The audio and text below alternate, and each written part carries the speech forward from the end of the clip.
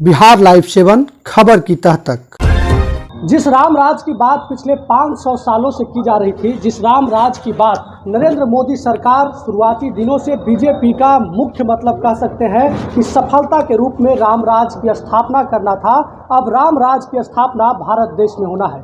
22 तारीख को प्रधानमंत्री राम राज की स्थापना करेंगे। लेकिन क्या राम राज की स्थापना के बाद 2024 चुनाव जो लोकसभा का होना है वो राम राज पर ही होगी?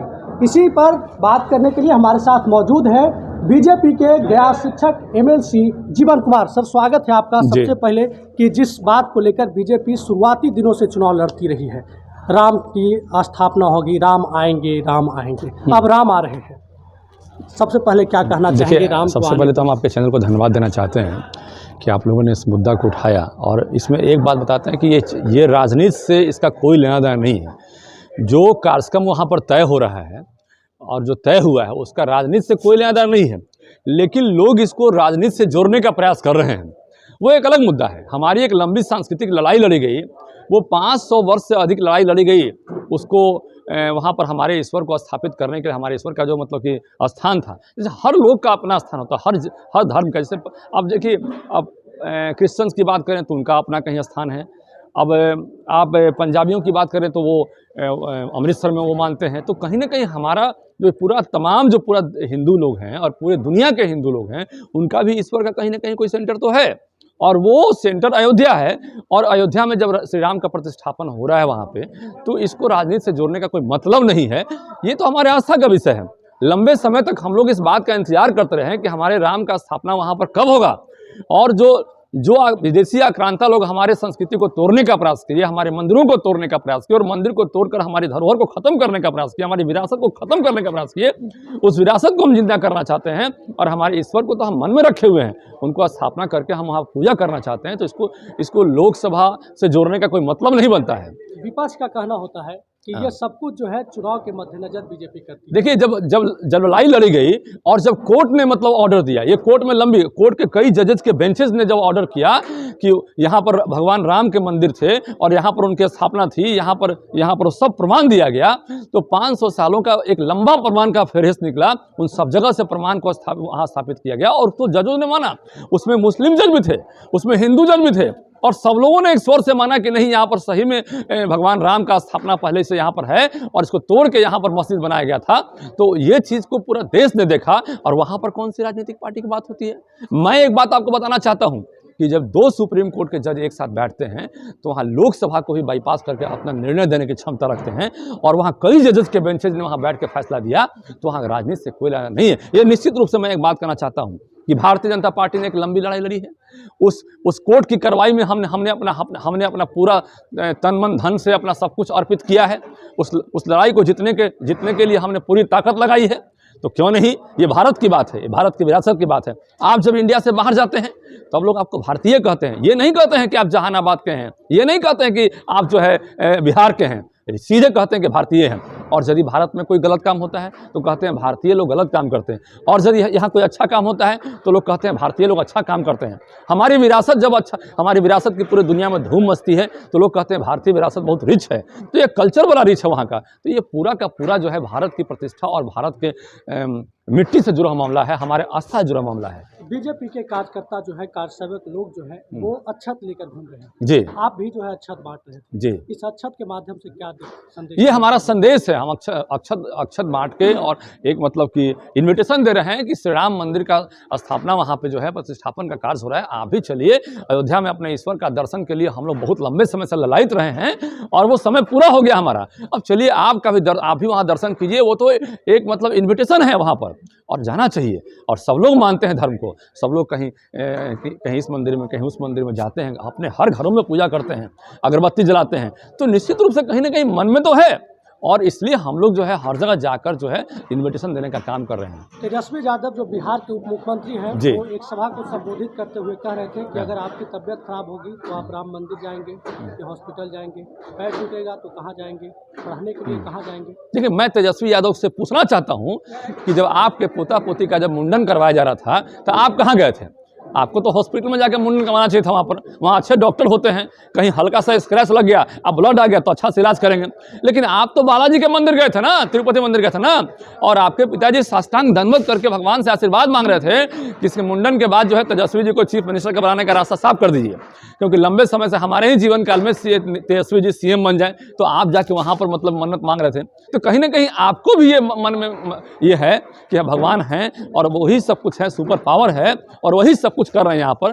तो एक तरफ आप ईश्वर को मानते हैं और दूसरी तरफ राजनीति के लिए, हिंदू मुस्लिम पॉलिटिक्स के लिए आप ध्रुवीकरण के काम करते हैं। आप चाहते हैं कि हिंदू मुस्लिम में वोटों का बंटवारा कर दिया जाए और हिंदुओं के वोट को खंड खंड कर दी जाए। तो इससे जो है राजनीतिक रूप से आप इस बात को करते हैं। अभी उनके राजद के विधायक जो हैं हिंदुओं के आस्था पर अटैक करते हैं। एक दूसरे विधायक जो हैं वो कहते हैं नहीं बहुत सही बात है। अरे भाई सही बात है तो आपके जो आका है ना, उनसे ना पूछिए कि जाके देवघर में क्या कर रहे थे, वो देवघर में क्यों गए थे। और यदि आपकी हिम्मत है, यदि आपकी ताकत है, तो आप कह दीजिए कि जो राम मंदिर जाएंगे हम उनका वोट नहीं लेंगे, और उनको वोट देने की आवश्यकता नहीं है, हमारी पार्टी में उनको आने की आवश्यकता नहीं है, हमारे पार्टी के कार्यक्रम में उनको आने की आवश्यकता नहीं है। आप कह दीजिए यदि हिम्मत है तो। ऐसा नहीं है। अच्छा, तेजस्वी यादव को मुख्यमंत्री बनाने की बात आप कर ही रहे हैं, जिस तरीके से मकर संक्रांति का बहुत बेसब्री से इंतजार है, खास करके बिहार के लोगों को। जी, कहा जा रहा है कि नीतीश कुमार करवट मारने वाले हैं, बीजेपी के साथ जा सकते हैं, तो कुछ लोग कह रहे हैं कि तेजस्वी यादव की ताजपोशी होगी। क्या लगता है, बीजेपी में नीतीश कुमार की एंट्री है? देखिए ऐसा है कि भारतीय जनता पार्टी की जदयू से कहीं कोई बातचीत नहीं चल रहा है। हम बार बार कहते हैं कि नीतीश कुमार एक सधे हुए पॉलिटिशियन हैं और प्रेशर पॉलिटिक्स के वो सबसे माहिर खिलाड़ी हैं बिहार में। वो जानते हैं कि क्या मैसेज देना है मीडिया के माध्यम से, और मीडिया के माध्यम से हमेशा मैसेज देने का काम करते हैं कि हम भाग जाएंगे भाजपा में। भाजपा में कहीं कोई बात नहीं चल रहा उनका, कोई लेने का बात नहीं चल रहा उनका, लेकिन वो मैसेज दे रहे हैं कि भाग जाएंगे, ताकि राजद और मतलब कांग्रेस कंट्रोल में रहे, सीपीआई वाला डरे रहे, अरे राम ये भाग जाएगा तो फिर क्या होगा मेरा। ऐसे ही पिछले बार कह रहे थे आप लोग की कंट्रोल हम क्या कहें, एक जो है नहीं देखिए पिछले बार की वातावरण दूसरा था और इस बार की वातावरण दूसरा है। ये बिल्कुल उस एपिसोड से ये एपिसोड बिल्कुल अलग है। तो वो एक प्रेशर पॉलिटिक्स के माहिर आदमी हैं और इस माहिर खिलाड़ी के होने के मतलब जो है वो हम अपना दिखाते रहते हैं। और वो सारा गिरिराज सिंह कह रहे थे कि तेजस्वी यादव को मुख्यमंत्री बनाने के लिए लालू यादव प्रयासरत है। क्या देखिए आरजेडी भी बीजेपी में जा सकती है? देखिए एक बात हम बता रहे हैं, आप जानिए तेजस्वी जी को सीएम बनाना चाहते हैं क्या आदरणीय लालू जी, लेकिन आप जान लीजिए कि लालू जी पुत्र मोह में भ्रष्टाचार को बढ़ावा देने का काम किए हैं। लालू जी पुत्र मोह में बिहार को महाजंगल राज की ओर धकेल दिए हैं। तो ये तकलीफ वाली बात है और जनता नहीं चाहती है कि आरजेडी के मतलब कि जो है करता धरता यहाँ पर बिहार के कुर्सी पर बैठे और वो मुख्यमंत्री का कुर्सी संभालें, क्योंकि जनता जंगल राज को नहीं चाहती, जनता महाजंगल राज को नहीं चाहती है। और हमारे सांसद ने जो कहा बात को, उस बात को समझने की जरूरत है। वो कहे कि भाई कुछ एमएलए कम है, उनको लगता है कि हम सीपीआई माले कांग्रेस और सबको मिला के हमारे को जो एमएलए कम है, तो कुछ एमएलए को हम सस्पेंड कर देंगे, तोड़ देंगे और टहलते हुए चल जाएंगे वहाँ पे विधान सभा में और सस्पेंड करके उनको जो है हम सरकार मानेंगे। तो लेकिन आप जान लीजिए कि उनकी हिम्मत नहीं है ऐसा करने का लोकसभा तक। उनको भी इच्छा है कि हमारे 2-4-5 लोग लोकसभा में जीत जाएं जदयू के साथ, और उसके बाद जदयू को हम कुर्सी से हटाने का काम करें। अभी जदयू को हटाने का काम करेंगे या उस पर हम एक लाइन बोल देंगे तो जदयू हमारा ही पत्ता साफ कर देगी। इसलिए उनकी हिम्मत नहीं है मतलब राजद एंड कंपनी की कि एक लाइन जदयू के खिलाफ बोले। और वो सारे प्रेशर पॉलिटिक्स को समझते हुए भी जो है ना उनको सारी बात मानना पड़ेगा, चाहे जैसे वो करना पड़े। लेकिन एक बात और मैं बताना चाहता हूँ कि लोकसभा चुनाव के बाद देखिएगा 1 मिनट बर्दाश्त नहीं करेगा राजद कंपनी, तेजस्वी कंपनी जो है पूरा जदयू को 1 मिनट बर्दाश्त नहीं करेगा, जान लीजिए 1 सेकंड देर नहीं करेगा। निमंत्रण देने की बात जो है, सोनिया गांधी को निमंत्रण मिला, जो विपक्षी पार्टियां हैं उनके तमाम नेताओं को निमंत्रण बिल्कुल है। क्या जीवन कुमार को निमंत्रण मिला है अभी तक राम मंदिर में जाने के लिए? निश्चित रूप से जब 22 तारीख को ऐसा है कि 22 तारीख को 3000 लोगों का निमंत्रण है और काफ़ी भीड़ है और हमारे साथ हजारों लोग जा रहे हैं, हमारे साथ हजारों लोग राम मंदिर जा रहे हैं। तो मैं उनके साथ जाऊँगा, मैं अकेले नहीं जाऊँगा। आप समझिए हमारे साथ हजारों लोग जा रहे हैं और मैं उनकी मंडली में जा रहा हूँ। निश्चित रूप से हमें भी निमंत्रण मिला है और मैं पूरे सभी लोगों के साथ जाना चाहता हूँ। तो मेरा वो कार्यक्रम तय है, मैं भी जा रहा हूँ वहाँ पर। जी चलिए, 2024 में जीवन कुमार का क्या लक्ष्य होगा? निश्चित रूप से हम चाहते हैं कि आने वाला अभी जो 23 है और 24 है और 25 है, हम निश्चित रूप से चाहते हैं कि आने वाला लक्ष्य हमारा लोकसभा का 40 से 40 सीट हम निकालें। और भाजपा का जो हम अभी मोमेंट देख रहे हैं, अभी जनता में जो हम मरमरिंग देख रहे हैं, जनता का जो मिजाज देख रहे हैं, जनता इस मिजाज को पसंद करे, भाजपा के मिजाज को पसंद कर रही है और वो चाहती है कि आदरणीय नरेंद्र मोदी के नेतृत्व में भारत सरकार फिर से जो है अपना मंत्रिमंडल का गठन करे और भाजपा की सरकार पूर्ण बहुमत से आए। जनता का मिजाज है। और बिहार की हम बात करते हैं तो 40 में 40 सीट इस बार जनता जो है मन बना चुकी है कि भाजपा गठबंधन को हम देने का काम करेंगे, हम भाजपा को देने का काम करेंगे। उसके पीछे उसका एक अपना आइडियोलॉजी है। लंबे समय से जो अपराध का यहाँ जो पैराग्राफ यहाँ पर जो चल रहा था, अपराध का जो यहाँ ग्राफ बढ़ते जा रहा था, उसको अब जनता देख रही है कि इसको कैसे दूर करें। 2015 याद है ना, निश्चित रूप से याद है। पूरी तरह से बीजेपी यहाँ से मतलब क्लीन हो गई। तो उसका जिला के जिला जो तो है, आप जान लीजिए उसमें भी हमारे लोग जीत के आए, उसमें भी हमारे लोग जीत के आए और अच्छी संख्या में जीत के आए। और बहुत जगह थोड़ी थोड़ी मार्जिन से मतलब कमी रही, तो जनता का जो वो भ्रम था वो भ्रम टूट चुका है अब।